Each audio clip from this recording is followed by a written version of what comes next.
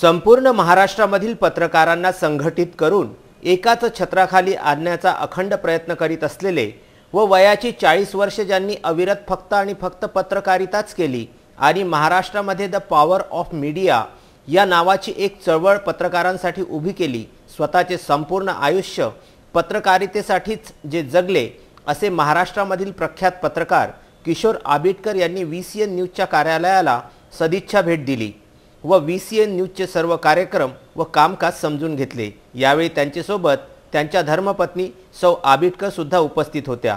VCN न्यूजची कार्यपद्धती समजून घेत असतानाच त्यांनी VCN न्यूज सोबत खुला संवाद सुद्धा साधला। साठी जी लोक टीव्ही आणि इलेक्ट्रॉनिक मीडियामध्ये आहेत किंवा प्रिंट मीडियामध्ये आहे यांना घेऊन आपल्या कोणत्या योजना आहेत? मुळात म्हणजे पत्रकारांसाठी ज्या सरकारने आजपर्यंत सुविधा आणि सोयी उपलब्ध करून दिलेल्या आहेत किंवा ज्या घोषणा केलेल्या आहेत या घोषणा पत्रकारांच्यापर्यंत पोहोचत नाही। कारण पत्रकार कोणाला म्हणायचं हा मूळ प्रश्न निर्माण झालेला आहे। ॲक्विजिशन कार्डमधला सरकारचा दिरंगाईपणाचं धोरण असेल किंवा अन्य गोष्टी असतील तर 20-25 वर्षे काम करणाऱ्या पत्रकारांना या सोयी मिळत नाही, त्या मिळाव्यात। ॲक्विजिशन कार्डच्या याच्यामध्ये सुधारणा व्हावी यासाठी पॉवर ऑफ मीडियाच्या वतीनं पहिल्यांदा प्रयत्न केला जातो। पत्रकारांचा विम्याचा प्रश्न असेल किंवा पत्रकारांच्या ॲक्विजिशनचा प्रश्न असेल किंवा पत्रकारांच्या सेवेतर कालावधीचा प्रश्न असेल या प्रश्नासाठी प्रथम आम्ही लढतो आहोत आणि यासाठी वेगवेगळ्या संघटना ज्यांच्या जागी असतीलच त्यांच्याबद्दल त्यांनी काम चालू करतील, पण या सगळ्या संघटनांना एकत्र घेऊन सरकार पुढं पत्रकारांचे प्रश्न मांडण्याचा प्रयत्न पॉवर ऑफ मीडिया करणार आहे। एक मुळात महत्त्वाचा प्रश्न असा आहे सर की आपल्याकडे जे वेगवेगळे ट्रेंड्स झालेले आहे या ट्रेंड्समध्ये असं झालेलं आहे की आज सगळ्यात पॉवरफुल मीडिया जर कुठला ओळखला जातो तर तो त्यांनी सगळ्यांना मात केलेली आहे। प्रिंट मीडियाच्या तो पलीकडे आहे, इलेक्ट्रॉनिक मीडियाचा सुद्धा तो पलीकडे जाऊन पोचला आहे, तो आहे सोशल मीडिया।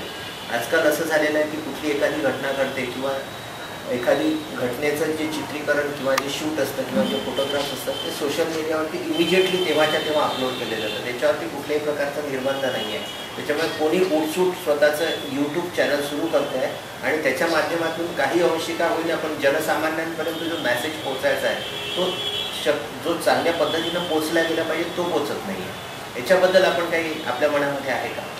पूर्वी प्रिंट मीडिया होतं, या प्रिंट मीडियामध्ये काय असायचं की एखादी न्यूज आली तर संपादक काय करायचा की ही बातमी मी कन्फर्म करून देतो म्हणून ती बाजूला ड्रॉवरमध्ये काढून ठेवायचा। त्याच्यानंतर ती बातमी प्रसिद्ध व्हायची। त्यानंतर फास्ट आलं इलेक्ट्रो मीडियामध्ये दूरदर्शनसारखं चॅनल सरकारी चॅनल होतं, ती बातमीची खात्री करून बातमी यायची। आता इलेक्ट्रो मीडियामध्ये अन्य चॅनल्स आली, या चॅनल्सना बातम्या देण्याची स्पर्धा लागलेली आहे। या स्पर्धेतून आपल्याला वाचायचं असेल, स्पर्धेत पुढे जायचं असेल तर आलेली कोणतीही बातमी पहिल्यांदा ब्रेक केली जाते आणि त्या बातमीची सत्यता नंतर वेगळी असल्याचे समजून येते। तरीही बऱ्याच प्रमाणात इलेक्ट्रो मीडिया आणि केबल मीडिया असेल किंवा अन्य कुठले मीडिया असतील तर ते बातमीच्या सत्यतेपर्यंत जाण्याचा प्रयत्न करतात। पण आज जे व्हायरल होते आपण जे म्हणताय सोशल मीडिया व्हायरल होते तर याच्यामध्ये सत्यतेचा कोणताही प्रयत्न केला जात नाही असं मला वाटते। कारण बऱ्याच अंशी असं असते की एक क्लिप वेगळीच येते आणि त्याची बातमी वेगळीच असते, लोकांच्यापर्यंत त्याचा मेसेज पण वेगळा जातो। तर याच्यावर निर्बंध कोणी आणू शकत नाही। आता आपण म्हणतो की एखादी बातमी वृत्तपत्रात छापून आली तर ती खरी, टीव्हीला दाखवली तर ती खरी, सोशल मीडियावरची एखादी क्लिप बघितली तर ती खरीच मानली जाते। आणि यासाठी सरकार काय करतं की ज्या ठिकाणी दंगली होते किंवा जिथं दंगली होण्यास समोर असतो तिथं इंटरनेट बंद करणं किंवा सोशल मीडियावर बॅन बांधण्याचा प्रयत्न करणं हे कशाचं देतं काय? जर सोशल मीडिया असाच चालू राहिला तर वेगळ्या पद्धतीनं त्याचा मेसेज द्यायला सुरुवात होईल। तर यासाठी काही बंधनं असायला हवी। त्याच्यासाठी जसं टीव्हीवर आणि प्रिंट मीडियावर बंधन असतं अशा प्रकारचं बंधन असायला पाहिजे असं मला वाटतं। TRBनुसार यांचं जसं कुठल्याही प्रकारचं प्रिंट मीडियाचं रजिस्ट्रेशन वगैरे सगळं झालेलं असतं, पण यांचे सोशल मीडियाचे कुठल्या प्रकारचे ना रजिस्ट्रेशन्स असतात ना काही असतात। हे लोक कुठली पण क्लिपिंग जशी काढली की सरळ अपलोड करून टाकतात, पण त्याचे समाजावरती होणारे परिणाम त्याचा सुद्धा विचार केला जातो। याच्यावरती आपली संघटना काय करणार आहे याच्यासाठी काही आपण आपल्या डोक्यामध्ये काही कल्पना आहेत का? नाही, संघटनेचा मूळ उद्देश वेगळा आहे। मी आतापर्यंत बोलतो की एक पत्रकार एक संपादक म्हणून संघटनेचा विषय असा आहे की पत्रकारांना मग तो तळागाळातला गाव पातळीवरचा पत्रकार असू दे किंवा शहरातला पत्रकार असू दे त्याला त्याच्या हक्काच्या सोयी मिळाल्या पाहिजे। सरकारनं ज्या सोयी घोषणा केल्या उदाहरण सांगतो तुम्हाला की STची सवलत फ्री आहे पत्रकारांसाठी, ती कोणालाही मिळत नाही। अगदी गॅसपासून टेलिफोन कनेक्शनपासून गॅस घराच्या ह्याच्यापर्यंत हाऊसिंगच्या ह्याच्यापर्यंत पत्रकारांना सोयी मिळत नाही, कारण तो पत्रकारच गणला जात नाही. आणि दुसरी गोष्ट मला तुम्हाला सांगावीशी वाटते की पत्रकार संरक्षण कायदा आता सरकार आणतं, एक मोठा गाजावाजा चालला आहे. मी त्याला पहिल्यापासून विरोध केला, गेल्या 4 वर्षापासून मी सातत्याने विरोध करतोय.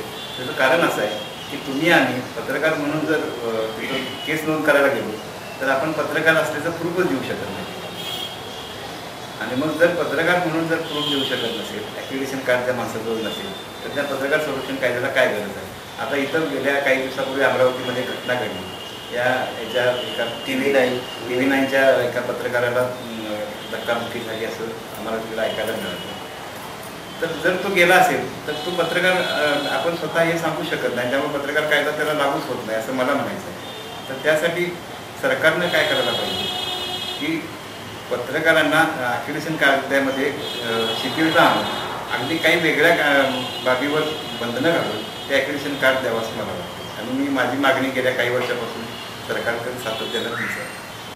VCN न्यूजच्या चमूने श्री आबिटकर व सौ आबिटकर यांचे पुष्पगुच्छ देऊन स्वागत केले. यावेळी Vidarbha cable digitalisation network private लिमिटेडचे अध्यक्ष प्रशांत शेगोकार, संचालक किशोर तिरभाने, VCN न्यूजचे संपादक अमोल नानोटकर, कुशल लोटे, वृत्तसंपादिका सानिका वसाके, कॅमेरामन रोशन उमक, कॅमेरामन अक्षय गवई, रोहिणी वैद्य, सोनल चव्हाण तसेच उमेश जयस्वाल, लता उईके, अनिता बाजड, आशुतोष जिचकार, वैष्णवी क्षीरसागर तसेच तंत्रज्ञ अमेय अनसिंकर व VCN परिवार उपस्थित होते. अमरावती जिल्हा कार्यकारिणीचे गठन व उर्वरित विदर्भ दौऱ्यासाठी किशोरजी आबिटकर यांचे अमरावतीमध्ये आगमन झालेले आहे. VCN न्यूजच्या कार्याची प्रशंसा करून त्यांनी VCN परिवारास आपल्या शुभेच्छा व्यक्त केल्या.